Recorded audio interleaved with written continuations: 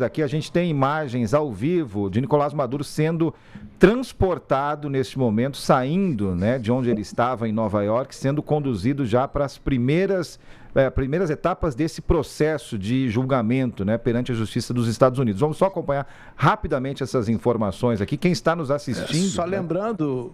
Pois não, para quem está assistindo, que ele está numa prisão no Brooklyn. Para quem conhece Nova York, sabe? Para quem não conhece, fica aqui explicado.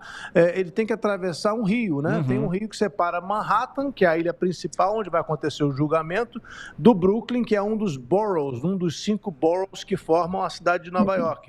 Ele está entrando nesse helicóptero e lá, Felipe Bueno, já na porta do tribunal, a imprensa já está lotando, já fizeram aquele gradil ali, já colocaram. Está cheio de repórteres. Sabe o que é pior? A temperatura está zerando, está congelante. E as pessoas estão lá já esperando Maduro, que a gente está vendo na imagem. Está sendo conduzido agora, né? Ladeado por 2 militares, depois, né, na sequência, mais alguns militares o esperando já para embarcar. E atrás, o que parece ser a mulher dele. Me parece que sim, acompanhada também por um oficial, por um militar dos Estados Unidos. Armados, né? A gente percebe aqui todos armados, né? Comparecendo, portanto, à justiça em Nova York, o casal, né? Nicolás Maduro e Cília Flores, nesta manhã de segunda-feira nos Estados Unidos, em Nova York. E é justamente sobre isso, Felipe, eu queria jogar para o professor que está aqui com a gente, o professor Roberto Webel, de Relações Internacionais, da ESPM. Professor, a gente viu a prisão do Maduro, a gente começou aqui com a questão, então o Felipe colocou, né?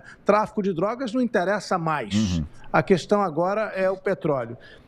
Agora, quem está governando a Venezuela, a Delcy Rodrigues está totalmente relacionada ao Maduro. Nas acusações que existem não formalmente nos Estados Unidos, sempre é citada como uma das integrantes do famoso, talvez não existente, cartel dos sóis, o cartel de los soles.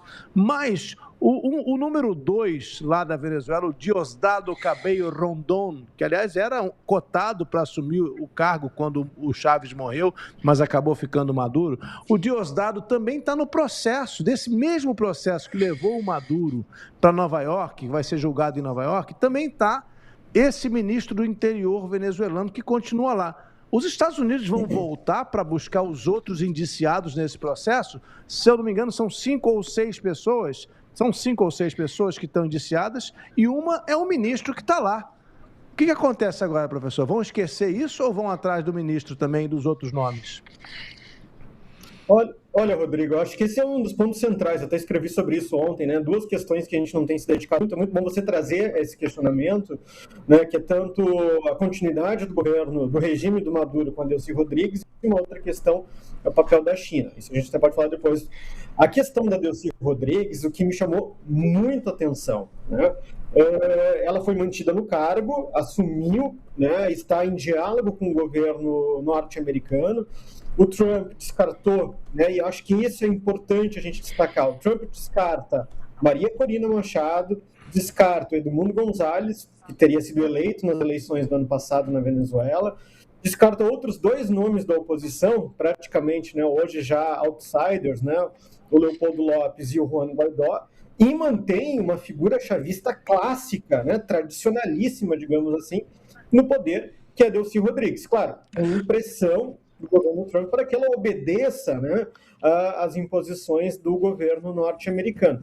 Rodrigo, para te responder muito objetivamente, eu acredito que Delcy deverá ter algum tipo de negociação com o governo norte-americano para manter essas figuras, né, controlá-las ao mesmo tempo, controlar as Forças Armadas venezuelanas, né, essas figuras que fazem parte desse processo, e manter uma continuidade do governo. Em nenhum momento a gente viu Trump ou até mesmo o secretário de Estado, Marco Rubio, falarem a palavra eleição ou a palavra democracia, né? Eles foram interpelados pelos jornalistas sobre a questão de transição, enfim, mas ninguém falou em eleições. Então, me parece que Delcy Rodrigues será presidente de fato agora, de jure, de fato, né, da Venezuela, nesse processo de tutela dos Estados Unidos, e certamente terá que negociar com os norte-americanos a entrega ou não dessas figuras que fazem parte do processo. Tem uma outra figura também que faz parte do processo, que é o filho de Nicolás Maduro, né?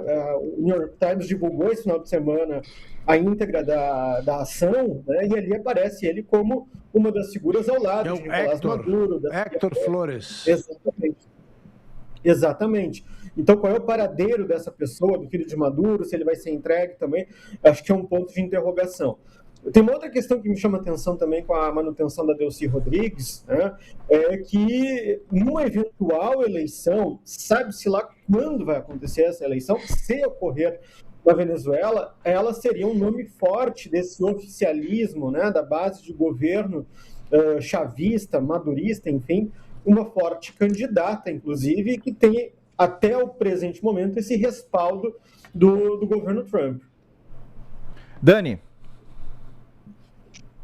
Caríssimo, obrigada pela presença aqui no jornal. Estou num momento aqui falando com fontes também a respeito do que está acontecendo nos Estados Unidos.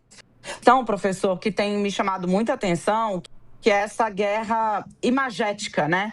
Na verdade, não é exatamente uma guerra, é a projeção da vitória, né, em imagens.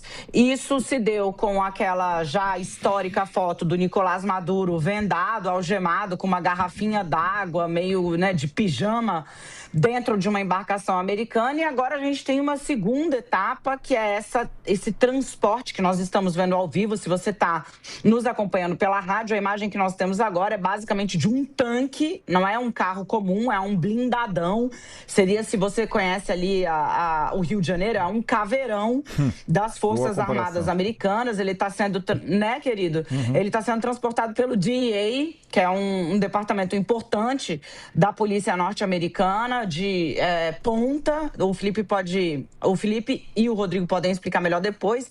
Então, é um blindadão, um caveirão que está levando.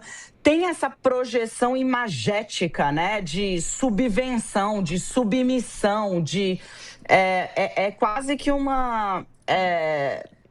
expor a uma humilhação mesmo, né? Aquele que foi capturado. Que importância isso tem, em especial, professor, num contexto em que a Venezuela não é o único alvo, né? O presidente Donald Trump fez hoje ameaças à Colômbia. Olha, Daniela, eu acho que tem duas importâncias aí, como você falou, muito significativas. Primeiro, é um recado para a Colômbia e para Cuba, né? São dois países que já ficaram muito em alerta após a declaração do presidente Trump no sábado. Eu acho que são dois países que precisam olhar com atenção o que está acontecendo, né? É um recado muito claro, sobretudo para o presidente Gustavo Petro da Colômbia.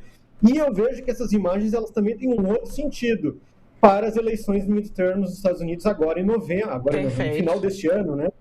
Praticamente já na sequência começa a campanha para as midterms. Certamente os republicanos, eles próximos a Trump e o próprio Trump vão explorar a exaustão dessas imagens para a política interna também, né? Foi o que a gente tem comentado desde a madrugada de sábado praticamente, que essa operação de captura do Maduro na Venezuela, ela tem um elemento na política externa do Trump, né, de pressão em regimes contrários ao seu, de projeção hegemônica dos Estados Unidos no hemisfério americano, no hemisfério ocidental, enfim, mas ela também tem um sentido interno. Não é por menos que quem faz a operação, e isso fica muito claro nas fotografias, nas imagens, como a gente está acompanhando agora, é o DEA, é o Departamento de Combate ao Narcotráfico, de combate ao ilícito, né? Não são as Forças Armadas, elas dão o suporte logístico